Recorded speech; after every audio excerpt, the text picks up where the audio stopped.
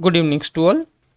Live IPO की YouTube channel में आप लोगों का स्वागत है। चलिए बात कर लेते हैं निफ्टी 50 के बारे में कि निफ्टी 50 में हम किस तरह से काम कर सकते हैं और हमारा क्या ट्रेडिंग प्लानिंग होना चाहिए, राइट।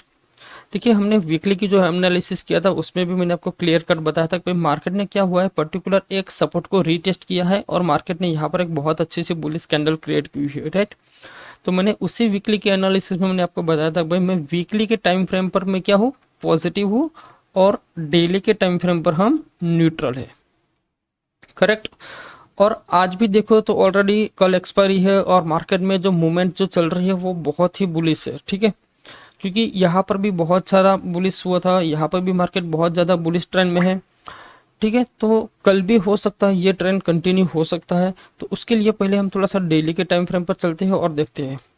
देखिए, डेली के टाइम फ्रेम पर आप यहाँ पर देखोगे तो मार्केट कंटिन्यूअस 1 2 3 4 5 6 7 8 8 दिन से कभी भी मार्केट रेड कंडीशन में नहीं आया। क्यों? क्योंकि उसने ऑलरेडी जो प्रीवियस डे का जो लो होता है ना, उसको उसने ब्रेक किया ही नहीं है। आप किसी भी जगह देख लोगे, प्रीवियस पर्टिकुलर लो ब्रेक किया ही नहीं है ये, करेक्ट। तो इसका मतलब ये हुआ कि मार्केट में एक बहुत जबरदस्त एक बुलिश पैटर्न चल रहा है, जहां पर जो लोग पर्टिकुलर पुट में इंटरेस्टेड है उनकी तो वो धज्जियां उड़ा देता है। और ये जो मार्केट अभी लास्ट 2 to 3 मंथ्स के अंदर जो मार्केट पूरा चल रहा है ना, वो पर्टिकुलर सिर्फ और सिर्फ ऑप्शन बायर के लिए चल रहा है।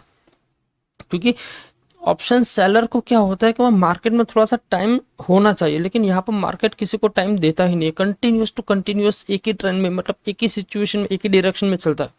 मैंने आपको हमारे जो ऑप्शन सेलिंग और ऑप्शन बाइंग वाला जो वीडियो था उसमें भी मैंने आपको क्लियर कट बताया था कि जो पर्टिकुलर बायर होता है तो बायर को प्रॉफिट कब होता है, जब पर्टिकुलर उसके डायरेक्शन में मार्केट चलता है ना, तो करेक्ट। चाहे वो डायरेक्शन अप ट्रेंड हो, चाहे मार्केट डाउन साइड का डायरेक्शन हो, लेकिन डायरेक्शन होनी चाहिए। तो यहाँ पर आपको क्लियर कट एक डायरेक्शन दिख रही है कि भाई मार्केट कंटिन्यूसली ऊपर जा रहा है, राइट। तो यहाँ पर पर्टिकुलर ऑप्शन बायर का बहुत जम के प्रॉफिट बन सकता है।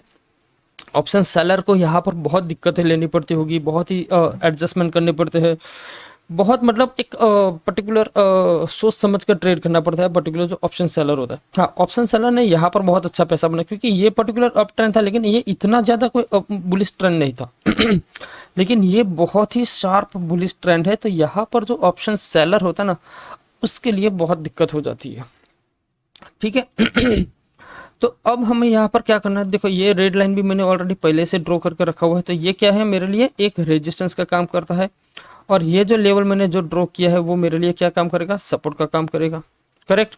ओके, तो कल हो सकता है मार्केट 24,450 के आसपास अगर कोई पर्टिकुलर नेगेटिव कैंडल क्रिएट करेगी तो ही हम पर्टिकुलर पुट के बारे में सोच सकते, अदरवाइज हम पुट में कभी एंट्री अभी नहीं करेंगे। कॉल साइड में भी हमें एंट्री करनी चाहिए, लेकिन कॉल साइड इसमें सिचुएशन ये होती है कि मार्केट ऑलरेडी इतना बहुत बुलिश है कि भाई अब कॉल ले तो किस तरह से ले, क्योंकि पुट कॉल रेशो भी हमारे फेवरेबल नहीं है, रिस्क रिवॉर्ड भी हमारे फेवरेबल नहीं आता है। तो मैं आप लोगों को रिक्वेस्ट करूंगा कि या तो मार्केट को 1 या 2 दिन तक आप थोड़ा सा वॉच कीजिए। अगर मार्केट 24,500 के ऊपर अगर सस्टेन होता है, उसके बाद नया ट्रेड हम स्टार्ट करेंगे। लेकिन बता देता हूँ, मैं ये कल के लिए नहीं बोल रहा हूँ, आप ध्यान से समझ लेना। 24,500 जब भी, मतलब कल परसों, मतलब 1 या 2 दिन 3 दिन कहीं पर भी इसके ऊपर अगर क्लोज करता है तो हमारे लिए यहाँ पर कॉल में एंट्री हम वापस कर सकते हैं फॉर द फ्रेश मूड में।